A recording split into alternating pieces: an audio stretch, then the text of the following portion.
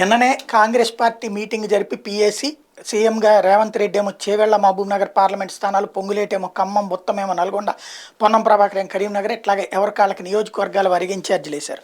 రేవంత్ ఇక్కడ చక్కటి స్ట్రాటజీతోనే పోతున్నారు. ఒకటి, తను పీసీసీ చీఫ్ అయ్యేటప్పుడు ఒక స్ట్రాటజీనే, వర్కింగ్ ప్రెసిడెంట్, ఆ తర్వాత పీసీసీ, ఆ తర్వాత ముఖ్యమంత్రి అభ్యర్థి, ఫైనల్గా అధిష్టానం దగ్గర సోనియా, రాహుల్ వీళ్ళందరి దగ్గర క్రెడిట్ కొట్టేశాడు. ఇప్పుడు సోనియాని మెదక్ నుంచి పోటీ చేయించాలనడం ద్వారా కేసీఆర్కి శాశ్వత చెక్ పెట్టడం ఒక ఎత్తుగడ.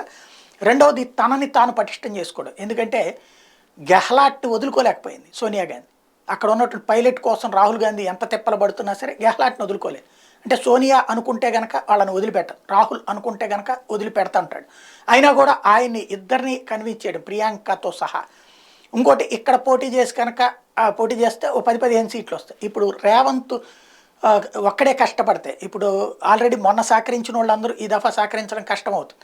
ఎవరి లెక్కలు వాళ్ళకుంటాయి. రేపు రేవంత్ని దించాలనుకుంటే తెలంగాణలో కాంగ్రెస్ని ఓడించాలన్నటువంటి ఆలోచన కూడా సీనియర్లు చేయొచ్చు. కాబట్టి ముందు జాగ్రత్తగా సోనియానే తీసుకొచ్చి పెడితే ఖచ్చితంగా గెలిపించి తీరాల్సి, తద్వారా తన సీటుకి డోకా లేని విధంగా జాగ్రత్త అయిన వ్యూహాలు అనుసరిస్తున్నారు రేవంత్.